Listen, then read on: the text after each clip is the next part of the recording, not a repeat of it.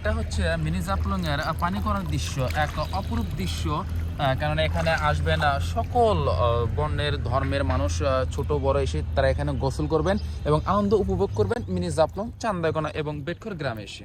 সময় দর্শক, এই কথা বললে নয়, এমন একটি স্থান যে সাধারণ মানুষের প্রিয় স্থান বললে হয় এবং ভাইরাল বর্তমান হচ্ছে বাংলাদেশের প্রত্যেকটা নদীতেই বা এমন একটা স্রোত বহমান যেখানে হয় সেখানে। এটা সেই দৃশ্য আমার বাঁ হাতের আপনাদের দেখাতে চাই। সম্মান দর্শক, দেখেন কিভাবে সেই সুন্দর দৃশ্য, পানি গড়ার দৃশ্যটা এটা দেখেন করছে। সময় দর্শক, এটা খুব সুন্দরভাবে এখানে মাটি কাটার কারণে খনন, নদী খনন করার কারণে এমন সুন্দর দৃশ্যটি দেখা যাচ্ছে। সময় দর্শক, আপনাদের দেখাতে চাই এই সঙ্গে আছে ব্রিজের এর কারণে সুন্দর এক দৃশ্য উপলব্ধি করতে পারবেন যখন আপনি এখানে আসবেন, গোসল করবেন। না ক্যামেরায় তেমন ফুটে উঠছে না এমন দৃশ্যটি, বাস্তবের সঙ্গে ক্যামেরায় এমন মিল হয় না। সময় দর্শক, দেখা যাচ্ছে প্রচুর ধার বইছে এবং সেই মনোরম একটা দৃশ্য বিকালের আবহাওয়ায়।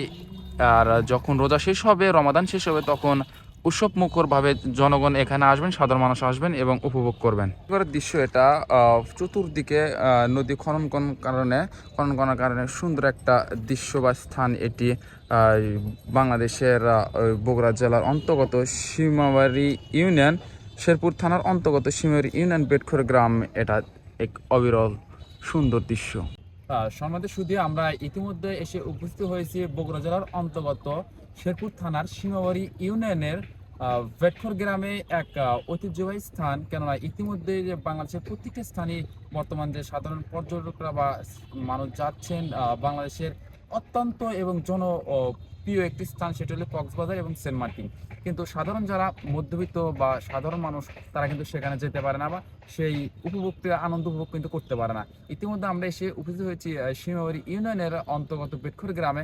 এক সৌন্দর্য, রোজা মাস চলাকালীন এখানে তারা আছেন না, কিন্তু সাধারণ মানুষ এখানে আছেন, গোসল করছেন।